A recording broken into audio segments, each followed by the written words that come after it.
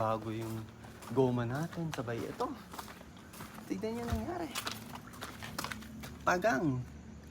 So hello guys, let me introduce to you the new 70My Dashcam A200. So tara guys, unbox natin. So yan, may kasama siyang crowbar, hardware kit, adhesive and user manual, and car USB charger. And yan yung main camera, yan yung sa harap, and yan yung sa likod, yung maliit. So yan, bali front and rear camera siya guys. So yan, punasan muna natin bago natin idikit. So guys, ang 70My A200 yan, may 2-inch screen siya. So front and rear yan. So adjustable yan, tataas baba siya. May dual recording siya guys, front and rear. Kung ako sa inyo guys, magpakabit na kayo ng dashcam dahil napaka-importante nito.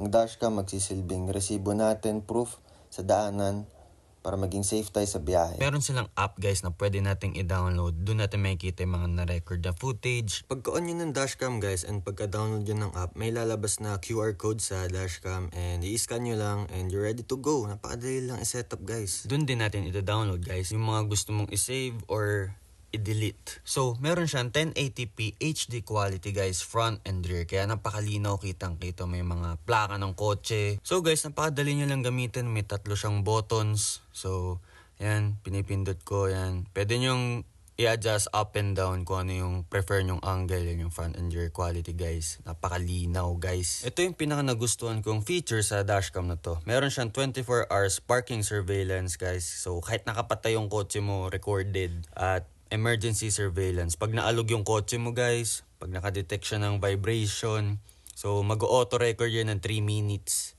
Pwede nyong i-adjust kung ilang minutes yung mare-record niya. Meron din siyang 130-degree wide angle guys. Kung ano yung kita ng mata mo, hindi kita ng camera. Kahit madilim, kita pa rin. Dahil meron siyang night owl vision. So guys, bakit kailangan nyo ng dashcam? Papakita ko sa inyo. Time check. Time check, gaya ng nangyari sa akin. Hassle, aberya. Kakatapos lang natin magpa-fitment bago yung goma natin. Sabay ito. Tignan nyo nangyari. Pagang. So, may CCTV sa bahay ng girlfriend ko.